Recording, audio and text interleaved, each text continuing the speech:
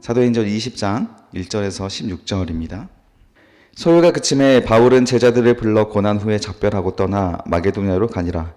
그 지방으로 다녀가며 여러 말로 제자들에게 권하고 헬라에 이르러 거기 석 달 동안 있다가 배 타고 수리아로 가고자 할 그때에 유대인들이 자기를 해하려고 공모함으로 마게도냐를 거쳐 돌아가기로 작정하니 아시아까지 함께 가는 자는 베레아 사람 브로의 아들 소바도와 데살로니가 사람 아리스다고와 세군도와 더베 사람 가이오와 및 디모데와 아시아 사람 두기고와 드로비모라. 그들은 먼저 가서 드로아에서 우리를 기다리더라. 우리는 무교절 후에 빌립보에서 배로 떠나 닷새만에 드로아에 있는 그들에게 가서 이레를 머무니라. 그 주간의 첫날에 우리가 떡을 때려 하여 모였더니 바울이 이튿날 떠나고자 하여 그들에게 강론할세 말을 밤중까지 계속하매 우리가 모인 윗다락에 등불을 많이 켰는데 유도고라 하는 청년이 창에 걸터 앉아 있다가 깊이 졸더니 바울이 강론하기를 더 오래 하매 졸음을 이기지 못하고 3층에서 떨어지거늘 일으켜보니 죽었는지라. 바울이 내려가서 그 위에 엎드려 그 몸을 안고 말하되 떠들지 말라 생명이 그에게 있다 하고 올라가 떡을 떼고 먹고 오랫동안 곧 날이 새기까지 이야기하고 떠나니라. 사람들이 살아난 청년을 데리고 가서 적지 않게 위로를 받았더라. 우리는 앞서 배를 타고 아소에서 바울을 태우려고 그리로 가니 이는 바울이 걸어서 가고자 하여 그렇게 정하여 준 것이라. 바울이 아소에서 우리를 만나니 우리가 배에 태우고 미둘레네로 가서 거기서 떠나 이튿날 기오 앞에 오고 그 이튿날 사모에 들르고 또 그 다음날 밀레도에 이르니라. 바울이 아시아에서 지체하지 않기 위하여 에베소를 지나 배 타고 가기로 작정하였으니 이는 될 수 있는 대로 오순절 안에 예루살렘에 이르려고 급히 가미러라. 아멘. 네, 오늘 하나님 말씀 사도행전 20장 1절에서 16절 말씀으로 성도의 위로 임마누엘, 성도의 위로 임마누엘이라는 제목으로 주의 말씀을 증거하도록 하겠습니다. 에베소에서 큰 사건이 있었습니다. 데메드리오 사건이었죠. 에베소 극장에서 일어난 소동이었습니다. 근데 이 소요 사태가 그치고 나서 이제 바울은 또 제자들에게 고난 후에 작별하고 마게도냐로 떠나기 위해서 유럽 지역에 처음에 방문했던 지역이죠. 마게도냐로 가기 위해서 계획을 세웠습니다. 아마도 여기에서 고린도 교회에 대한 소요 사태를 소식을 들은 것 같습니다. 고린도 교회는 바울이 오랫동안 사역을 했던 교회지만 다른 데살로니가 교회나 다른 교회들에 비하여서 유독 이 철학자들도 많고 또 머리가 커서 불평이나 또 자기 생각, 자기 소견이 많은 교회였습니다. 그러다 보니까 여기에는 많은 갈등들이 일어났어요. 능력이 많은 사람들이기 때문에 일은 착착착 진행이 잘 됩니다. 그런데 능력이 많은 사람들인 만큼 또 말도 강하고 비판도 강하고 자기 옳다고 하는 자기 생각이 강하다 보니까 교회가 자꾸 분란이 많아지는 거예요. 여러분, 안정적인 교회는 능력이 많은 사람, 일 처리 잘하는 사람이 많은 교회가 결코 아닙니다. 그런 교회는 시원시원하게 일이 돌아가는 것처럼 보이긴 합니다. 그러나 그 교회에 사랑이 없으면, 결국 예수의 사랑이 없으면 아무것도 안 돼요. 그 교회는 분쟁으로 언젠가는 흩어지게 됩니다. 그래서 능력을 보고 우리 하나님 우리를 사용하시는 게 아니고 우리를 향한 마음을 보고 사랑하시는 거예요. 우리 망원제일교회 청년부에 가장 필요한 인재가 누구이냐? 일 잘하는 사람 필요 없습니다. 교회는 그 일 잘하는 사람이 모이는 곳이 아니에요. 일 잘하는 사람이 중심이 되는 것도 아닙니다. 누가 중심이 되어야 합니까? 교회를 사랑하는 사람, 예수님을 사랑하는 사람, 그 마음이 있는 사람이 중심이 되어야 하는 거예요. 그러면 그 교회가 산으로 가든 바다로 가든 어디로 가더라도 괜찮습니다. 하나님께서 이끌어 가시니까, 지혜를 주시고 한마음 한뜻이 되게 하시니까요. 일처리 문제가 아니다라고 하는 부분들을 우리가 명심하셔야 되는데, 이런 고린도 교회가 자꾸 그런 교회였다라는 것이죠. 이 고린도 교회로 지금 또 소요 사태가 일어났다, 분쟁이 일어났다는 소식을 듣고 한번 그 디도를 보내서 보고를 들어야겠다라고 했는데 디도를 만나지 못했습니다. 그래서 마게도냐 지역으로 빨리 넘어가려고 하는 거죠. 근데 그래서 원래는 마게도냐로 가기 전에 이 드로아를 먼저 들렀어야 했습니다. 드로아 지역에서도 처음에 유럽에 와서 잠깐 복음을 전하긴 했지만 제대로 복음을 전하지 못했기 때문에 원래 계획대로라면 이 드로아 지역에 가서 먼저 복음을 전하고 마게도냐에 넘어가야 하는데 그렇지 못했다라는 것이죠. 그래서 2절에 보니까 그 지방으로 다녀가며 여러 말로 제자들에게 권하고 헬라에 이르렀다. 그 지방에 가서 여러 말로 그냥 권하기만 하고 머물지 못하고 헬라에 이르렀다고 합니다. 이 헬라가 바로 고린도입니다. 고린도. 그래서 고린도의 지금 세 번째 방문이에요. 바울이 가장 아픈 손가락입니다. 열심히 복음을 전했는데 안 돼요. 안 들어먹어요. 3절에 보면 거기에 석 달 동안 있다가 배 타고 수리아로 가고자 할 그때 유대인들이 자기를 해하려고 공모함으로 마게도냐를 거쳐 돌아가기로 작정을 했다. 3개월 동안이나 또 새롭게 수습을 합니다. 여러분, 고린도 교회가 아니었으면 바울은 다른 도로아 지역이나 다른 지역으로 가서 이 3개월의 시간을 또 새롭게 복음을 전할 수 있는 시간으로 사용을 했을 겁니다. 근데 이 고린도 교회에서 자꾸 이 문제가 발생하니까 안 믿는 유대인들 사이의 문제가 아닙니다. 믿는 성도들 사이의 문제예요. 유독 이 고린도 교회가 그게 문제가 심했습니다. 그래서 우리 한국 교회에서 뭐 방언의 문제 있지 않습니까? 그것도 그렇고 행정의 문제, 많은 부분이 고린도 교회랑 좀 닮아 있거든요. 여러분, 일처리 중심이 되면 안 됩니다. 그러면 하나님의 근심이 되는 교회가 됩니다. 반드시 분란이 일어나는 교회가 돼요. 배 타고 수리아로 가고자 했다라고 합니다. 3개월 뒤에 고린도에서 수습을 다 하고 3개월 뒤에 가서 수리아로 가고자 했는데 배 타고 가려고 하니까 그때가 유대인들이 예루살렘에 가야 하는 절기 시간이었나 봅니다. 따라서 이 배에서 같이 유대인들과 오랜 시간을 예루살렘까지 가다 보면 유대인들이 또 핍박을 하고 있는 중이다 보니까 그 유대인들에게 해코지를 당할 것이 염려가 되어서 그 자기를 헤아려 공모함으로 마게도냐를 거쳐서 육로로 뺑 돌아가게 됩니다. 자, 그리고 나서 이때 그 로마서를 기록하게 돼요. 3개월 동안 고린도교에 머물면서 그 로마에는 바울이 가지도 않았고 전도도 안 했는데 이미 교회가 세워졌다라는 소식이 들린 겁니다. 그래서 그 교회는 과연 예수의 복음을 가지고 잘 이 교회를 이루고 있는지가 궁금해서 바울이 자기가 알고 있던 모든 그 기독교에 대한 지식을 집대성해서 편지를 보내는 거예요. 그게 바로 로마서입니다. 그래서 여러분, 교회가 뭔지 복음이 뭔지 한 번에 쫙 정리를 하고 싶다라고 한다면 로마서를 공부하시면 돼요. 로마서가 가장 이 기독교 교리의 핵심을 잘 정리해주고 있습니다. 4절에 보니까 아시아에까지 함께 가는 자는 베레아 사람 브로의 아들 소바도와 데살로니가 사람 아리스다고 세군도, 그리고 가이오, 디모데, 두기고, 드로비모라는 7명의 이름이 기록되어 있습니다. 여러분, 이분들은 전부 다 출신이 다르죠. 이분들은 지금 바울이 아까 보니까 2절에 지방으로 다녀서 여러 말로 제자들에게 권하는 장면에서 여러 지역에서 사람들을 지금 모으고 같이 예루살렘으로 향하고 있는 거예요. 왜냐하면 지금 예루살렘 교회가 가장 가난한 교회인데 그 교회에게 후원을 하기 위해서 후원금을 모았습니다.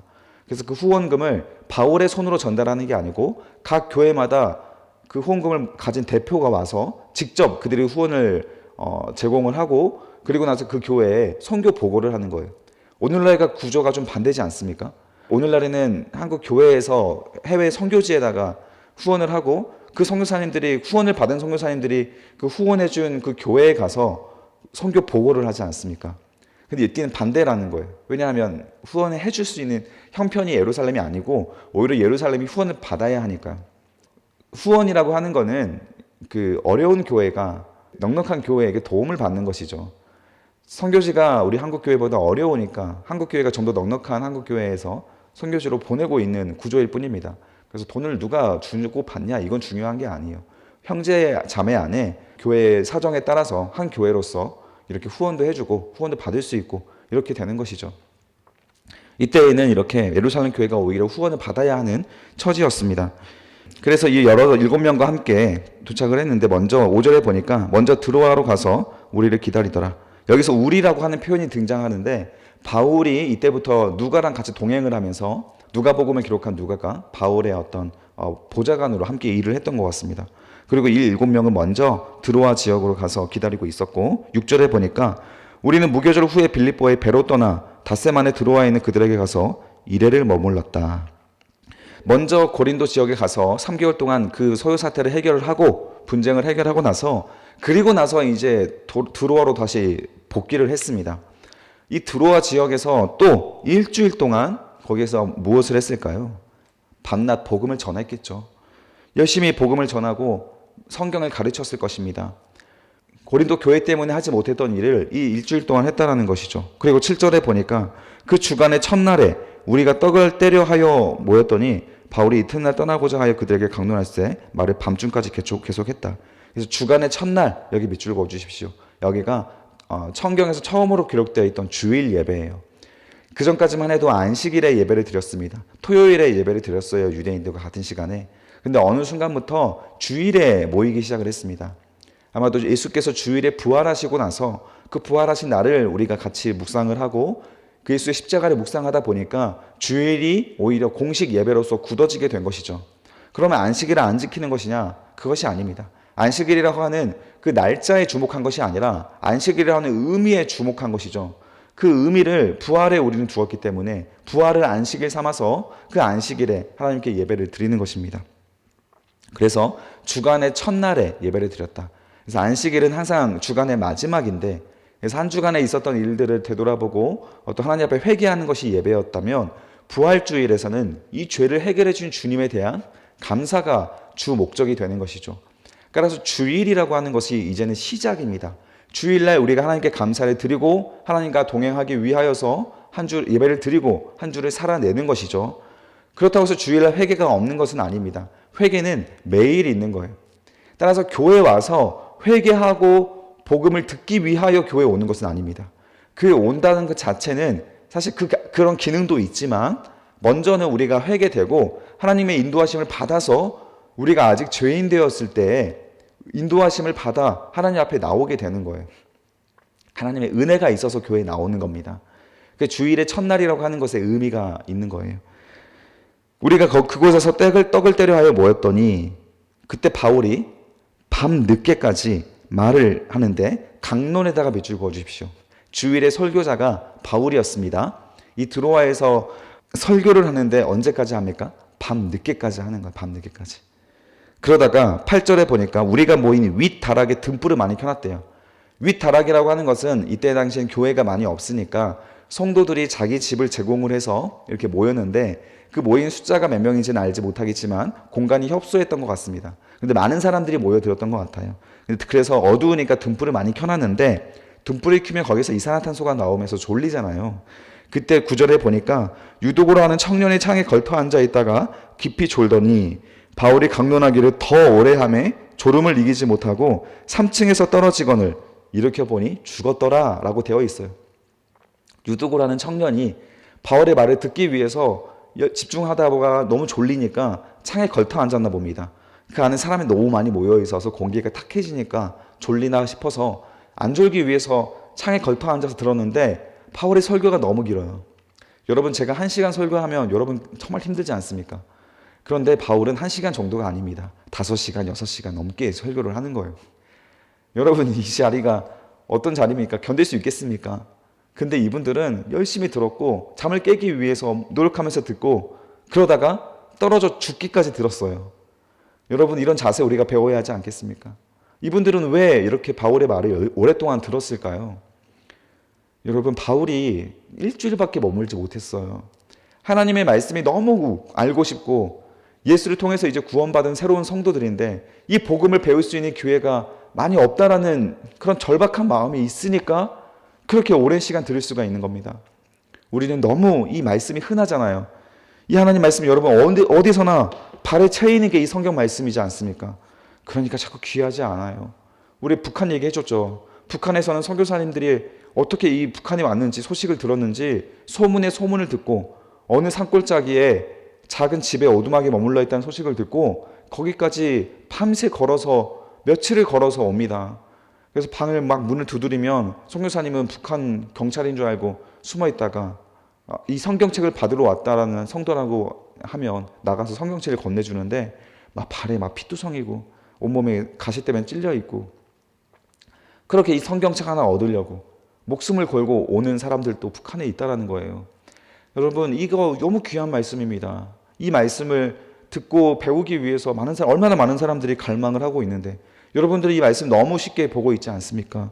이것을 우리가 은혜로 알고 아침에도 오늘 이렇게 말씀을 공부하는 것을 은혜로 생각할 수 있고, 그래서 말씀으로 하루를 잘 살아가시고 어제 말씀처럼 이 말씀으로 마음의 기초를 잘 쌓아가시기 바랍니다. 그때 여러분들이 말씀이 쌓여 있을 때 여러분의 입 밖으로 나오는 말은 성경 말씀, 하나님의 말씀이 될 거예요. 그래서 이 사람이 떨어져 죽었는데 10절에 보니까 바울이 내려가서 그 위에 엎드려 그 몸을 안고 말하되 떠들지 말라, 생명이 그에게 있다 하고 라고 합니다. 그 위에 엎드려서 몸을 안고, 이거는 그 엘리사와 엘리야가 했던 죽은 사람을 살려냈던 방식인데 그 행위를 따라했다라기보다 바울의 간절한 마음을 좀 표현하는 것 같아요. 그래서 11절에 그 11절에 보니까 올라가 떡을 떼어 먹고 오랫동안 날이 새기까지 이야기했대요. 그리고 12절에 보면 사람들이 살아난 청년을 데리고 가서 적지 않게 위로를 받았더라. 적지 않게 위로를 받았다. 몇 줄 그어주세요. 바울이 이 유두고를 살린 거예요. 유두고 청년을 살려서 사람들과 함께 또 설교를 계속했냐? 아니요, 설교가 끝났어요. 바울의 설교를 언제까지 했습니까? 누군가 죽을 때까지 한 거예요. 누군가 죽을 때까지. 여러분, 저도 그렇게 설교하고 싶습니다. 그런 우리 한번 모임을 한번 가져보면 어떻겠습니까? 밤낮 하나님의 말씀을 공부하고 들어볼 수 있는 그런 모임을 한번 가져볼 수 있다면 얼마나 복된 시간일까요? 여러분들의 성경 말씀을 읽고 묵상한 내용을 나누고 저도 여러분들에게 강론해 주고, 그래서 그분들과 이제 강론이 끝나고 나서 언제 그 다음에 뭐 합니까? 11절에 보니까 날이 새기까지 밑줄 그어주세요. 이야기를 했다라는 거예요. 날이 새기까지. 하나님 말씀의 복음에 대해서 우리가 감동을 받고 은혜를 받으면 이 말씀을 가지고 끝낼 수가 없어요. 그래서 여러분, 교회 끝나고 바로 막 집으로 뛰어가시는 분들, 다른 약속 일정이 있다고 막 뛰어가시는 분들, 뭔가 문제가 있는 거예요. 사실은. 여러분, 말씀의 은혜를 받고 말씀을 받았으면 그거 가지고 나눠야죠. 이야기를 해야죠. 여러분의 삶의 이야기를 신앙 공동체로 묶어주신 하나님 안에서 우리가 이야기를 해야죠. 공동체입니다, 여러분. 여기는 회당이 아니에요. 학교가 아닙니다. 종치면 집에 가는 곳이 아니고요. 공동체로 우리를 묶어줬어요. 우리 형제 자매로 묶어주었습니다. 자꾸 예배 끝나고 일찍 가시는 분들 볼 때마다 너무 안타까운 거예요. 뭐가 그렇게 바쁜지, 뭐가 그렇게 세상에서 할 일이 많은지. 귀하죠. 다른 친구들도 귀하고 가족 모임도 귀하지만 정말 신앙 공동체라면 여러분, 그 안에서 복음의 은혜의 공동체 안에 머물고 원한다면 지금 이 초대교회에서는 왜 이렇게 나누고 떡을 떼고 사랑을 하는 일을 힘썼는지를 우리가 묵상을 해볼 수가 있다는 것입니다. 그리고 나서 12절에 살아난 청년을 데리고 가서 사람들이 많은 위로를 받습니다. 왜 위로를 받았을까요? 우리가 이렇게 열심히 말씀을 공부하고 구원을 받는 이 자리가 하나님의 역사가 있는 자리라는 것을 사람들이 확인을 했기 때문에 위로를 받는 거예요. 죽은 사람이 살아나서 위로를 받습니까? 그게 자기한테 무슨 유익이 있다고. 내 엄마가 살아난 것도 아니고 내가 살아난 것도 아닌데 왜 유두고가 살아난 것을 보고 위로를 받아요? 바로 임마누엘의 하나님이 느껴지기 때문에 그렇습니다. 임마누엘은 나와 우리와 함께 하시는 하나님이란 뜻이에요. 여러분, 임마누엘 하나님이 여러분과 함께 하심으로 기쁘시길 바랍니다. 그것이 위로가 되시길 바랍니다.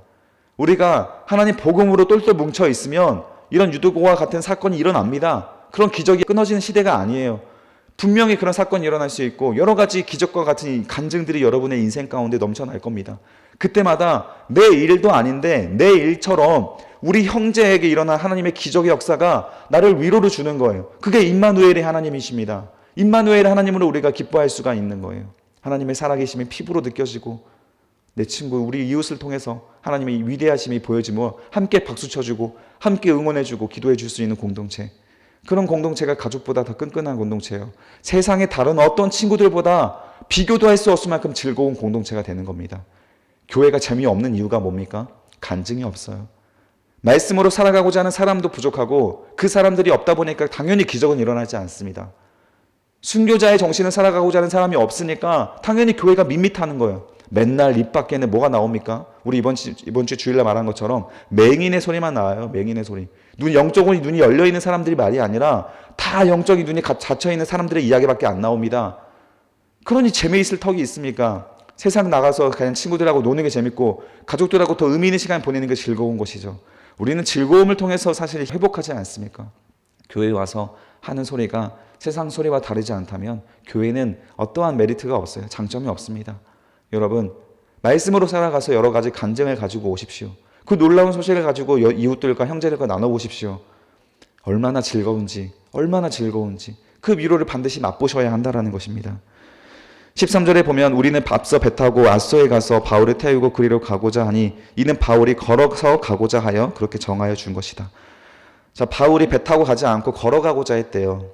왜냐하면 이 유두고와 함께 밤새도록 이야기하고 드로아에서 밤새도록 강론했던 일이 바울에게 너무 큰 위로가 되고 행복했던 것 같습니다. 근데 이 행복을 배 타고 멀미하면서 가고 싶지 않고 그냥 걸어서, 그때가 4월쯤이라고 하면 추정이 됩니다. 꽃도 많이 피어 있고 날씨도 좋고 하니까 걸어서 이 하나님을 묵상하며 걸어가고 싶었던 것으로 보여집니다. 여러분, 우리 은혜를 받으면 게임 재미없어요. 영화 재미없습니다. 뭐가 제일 재밌겠습니까? 하나님을 묵상하는 것이 가장 큰 즐거움이에요. 가장 큰 행복입니다. 그러면 뻔하게 보였던 우리 풍경이 다르게 보이는 거예요. 시간이 날 때에 적막한 곳으로, 조용한 곳으로 가서 하나님을 묵상하고 아름다운 풍경이 있는 곳을 바라보며 하나님을 또 묵상하고, 그 바울에게 지금 자신의 주어진 사명을 묵상해 보면서 길을 걸어갈 수 있었던 것처럼 우리 각자의 사명을 기억하면서 우리의 길을 걸어갈 수가 있게 되는 것입니다. 14절을 보면 바울이 아소에서 우리를 만나니 우리가 배 타고 미들레네로 가고 거기서 기호 앞에 오고 이튿날 사모에 가고 밀레도에 이르렀습니다. 16절 중요한 말씀이 나오죠. 바울이 이사야에서 지체하지 않기 위하여, 아시아에서 지체하지 않기 위하여 에베소를 지나 배 타고 가기로 작정하였으니 이는 될 수 있는 대로 오순절 안에 예루살렘 이르려고 급히 가밀어라. 자, 지체하지 않기 위해서 에베소를 지나쳤대요. 에베소는 누가 있습니까? 바울의 제자들 두란노 소원이 있지 않습니까? 바울이 열심히 복음을 가르쳤을 때 그 바울의 말씀을 스펀지와 같이 쫙 흡수하며 삶으로 살아내었던 그 에베소, 마술사들의 책들을 수억 원이나 해당하는 5억에서 10억 정도 해당하는 그 책들을 다 버릴 만큼의 결단이 일어났던, 역사가 일어났던 에베소, 얼마나 많은 제자들이 보고 싶었겠습니까? 그러나 바울은 사명이 있는 자로서 인간관계가 중요한 것이 아니라 보고 싶은 자들이지만 그들은 알아서 복음 안에서 잘 살아가겠지라고 믿으며 예루살렘으로 가서 빨리 보고를 하고 다음 계획을 세우기 위하여서 이렇게 길을 떠났다라는 거예요. 여러분, 우리가 하나님 안에서 사명이 있다면 가장 중요해지는 것이 생깁니다. 그것은 바로 주의 선교회입니다. 예수의 복음을 위한, 복음을 전하는 사명이 가장 중요해지는 거예요. 여러분 각자도 전부 다 사명이 있습니다. 그 사명을 가지고 여러분 하루를 살아가십시오. 그 사명을 가지고 하나님을 이렇게 묵상하시고 예배하십시오. 그때 여러분의 인생에 임마누엘의 하나님이 펼쳐지는 것입니다. 이 바울의 중심을 배워서 오늘 하루 여러분의 소원과 여러분들의 야망을 위해 살아가지 마시고 하나님의 함께 하심으로 주시는 그 사명을 가지고 이웃에게 생명을 전하고 나누며 내 것이 아니라 모든 것을 내 것으로 여기지 않고 서로 통용할 수 있는, 서로 나누며 사랑할 수 있는 그런 하루를 살아가 보십시오. 연약한 이웃을 위해서 기도해 보시고 한 영혼을 위해 기도해 달라고 기도 제목을 삼으십시오. 그 영혼을 위해 기도하시고 열심히 도와주시고 섬겨주시면서 그가 복음을 들을 수 있도록 하는 사명, 여러분의 삶의 자리에서, 사업이나 직장인, 학교에서 그 사명을 가지고 하루를 살아가 보십시오. 그 누구보다 가장 농도가 짙은 의미 있는 삶을, 시간을 보낼 수 있게 될 것입니다. 오늘 하루 시간 낭비하지 마시고 성실하게 살아가는 월요일 되시기를 주님의 이름으로 축복합니다. 기도하겠습니다. 살아계신 아버지 하나님, 오늘 하나님의 말씀 우리가 함께 묵상했습니다. 이 바울의 중심을 우리도 배우고 싶습니다. 하나님 말씀을 너무 사랑해서 설교가 1시간이라면 그 1시간 너무 짧다고 2시간 해달라고 3시간 해달라고, 하나님 그렇게 주의 말씀을 사랑할 만큼 우리의 마음이 하나님을 사랑하게 도와주시고 또 그 주의 말씀대로 살았더니 수많은 간증과 기적들이 넘쳐나서 교회에서 그 이야기를 나누는 일이 세상 그 무엇보다 행복한 순간이 되게 하여 주시옵소서. 두 번 다시 돌아오지 않은 이 청년의 시절에 주의 말씀을 붙들고 뜨겁게 열정 가지고 살아갈 수 있는 청년 되게 하시고, 그래 하셔서 임마누엘의 하나님을 경험하며 가장 농도가 짙은 뜨거운 하루를 살아낼 수 있도록 이번 한 주간 주님께서 역사하시고 도와주시옵소서. 감사드리며 예수 그리스도의 이름으로 기도드립니다. 아멘.